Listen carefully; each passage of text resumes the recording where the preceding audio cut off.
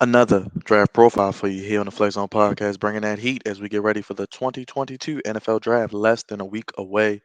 Man, the draft is coming out of nowhere yet again. I'm back with the same producer, Captain of the Goofy Ship, voice of reason, Crevonte, Bay. Make sure you salute the Yo, commander.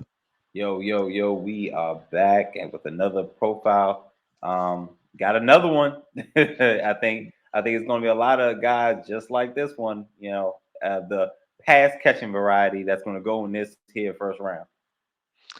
Probably the guy with the best name in the draft, Drake London, out of USC from California, Moore Park, California, Junior, 6'4", 219 pounds, 33-inch arms, 9 3/8 inch hands, and wow, Crevonte. I mean, not only size, but speed and ability to make big plays when you look at Drake London. Um, this brother, you can tell that he's a former basketball player. Yep. You can tell he's hooped in his past. Absolutely plays above the rim. The one thing that jumps out off anybody's TV, jumps off the film, is that his leaping ability. It's not even 50-50 with this guy. It's more of like 80-20. You know what I'm saying? He is the best 50-50 guy in the draft, and I'm not sure if it's really close from a prospect, but he definitely uses his size to his advantage. Um, his catch radius is ridiculous. I mean, you read off his height, arm length, and he can still catch a little bit outside of that. So he's giving whichever quarterback he has a wide range to throw. But I mean, he's 6'4", so throw it up, I guess. um, still has room to grow. 'Cause at the next level, you got guys are bigger, stronger, faster. So him being at 6'4", well, he's about 219. Yeah, let me get that weight for you again, Crevonte. He is 6'4", 219, junior. 219, right? So he Definitely can probably could stand to put on get a some. little bit bigger. Right. Um, he's not. So now on the flip side, he had kind of similar to Garrett Wilson. He had some concentration drops. Um, just being ready to go, not looking the ball all the way in. Um, him being 6'4", he's not. He doesn't have breakaway speed. He's has trouble with separation. So a lot of the catches, the DB is going to be somewhere nearby, and he's just going to, you know, basically out rebound whoever he's against, and that's fine because Drake London hopefully will be a complement to another speed receiver. So we could balance. They'll be able to balance out the offense wherever he goes. Um, Again, down the field speed. He's not running from many people. He's not going to run from many people. Um, and again, the size we talk about it for DBs, kind of the same for our receivers. Um, Lateral quickness, not great at it. Well, at least leaves something to be desired.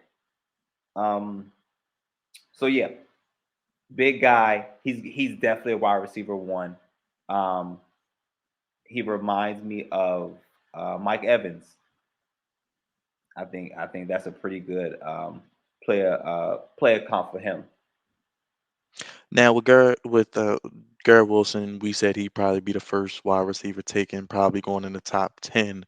I feel like Drake London's a guy who could go in that top 10, but could also fall somewhere around 15 to 20 at the Sure, same time. sure, absolutely. And again, um, this is not knowing the different teams. Obviously, we don't know their big board and how they value their wide receivers and who they have on their team versus what they need. So I don't know if anybody has Drake London necessarily rated higher, than Garrett Wilson, or maybe the best wide receiver in the draft. But he has the potential. I've seen some mocks with him and Garrett Wilson switching spots Mm. um, to the Falcons. I've also seen Drake London fall to the Commanders as well. Like I said, I'm more of a Garrett Wilson fan, but if Garrett Wilson, for whatever reason, if Kyle Hamilton and Garrett Wilson are gone, it's not a bad consolation prize. And when was the last time we had a big receiving threat? Right, and Terry McLaurin's what, 6 foot on a good day, so On Yeah, on Sunday through Tuesday, he's about 6 feet. right. So you pair Drake London with him. I think a team like the Jets could use him, but in our Absolutely. mock yesterday, I had him. He fell to the Eagles.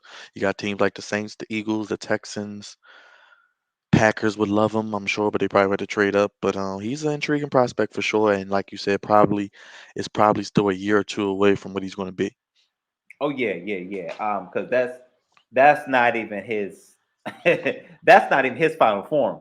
Right. You know what I'm Right. saying? If he follows, if he does this right, that's not even his final form, and he'll just get stronger, and he'll be a bully. Like when we go into red zone, all I see is red zone. Like USC colors, it's red zone. It screams red zone. Yep. 15 in, 20 in. I'm throwing a fade to him. Yep. I'm just throwing a fade to him because, like I said, it's not a real 50-50 situation.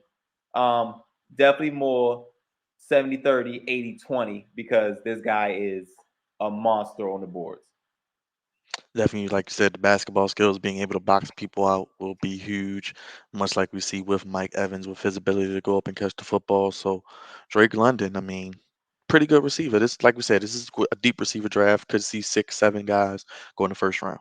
For sure. Easy, easy. And we may have two in the top 10.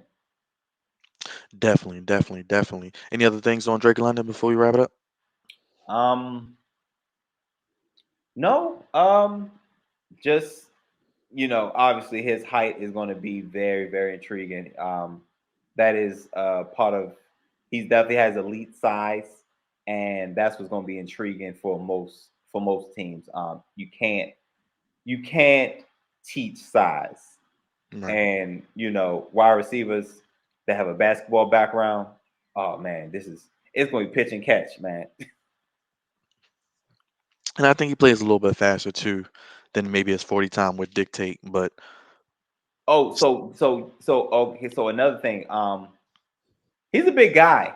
So trying to tackle him in the open mm, field is going to be tough because you're not going to out jump him. So your right. best bet is to get him on the way down. But if he gets his feet up under him, he's going to be hard to tackle in the open field, um, especially for any corner, because 9 times out of 10, the corner is going to be smaller than him. Definitely, he's gonna have that advantage, as you said, red zone target, and could be a good complement to a speedy, smaller, shiftier guy as well. Maybe with the Commanders. Hey man, fade. Listen, we already know what it is. We fading. Red zone fade. Right. Well, we're getting ready to fade out this episode, but Crevonte, let the people know how to keep up with you real quick. At Crevonte Hurde on Twitter, Crevonte Hurde on Facebook, and Crevonte_Hurde on Instagram. And of course, don't forget the Flex Zone podcast on YouTube and the Flex Zone on all other social media platforms. As he said, comment down below. Let us know what you think about Drake London or any other prospect. Like the video, share it, and subscribe if you're new to the channel. Only place giving you sports how you want it, Crevonte. When you need it. That's right. We'll be back. We'll continue this thing, right, Crevonte? Got some more to do. Keep rolling. Let's keep doing it, right? Keep rolling, draft inching closer, and we're here for all of it here on the Flex Zone podcast. Again, only place giving you sports how you want it, when you need it. Until next time, y'all, we gone.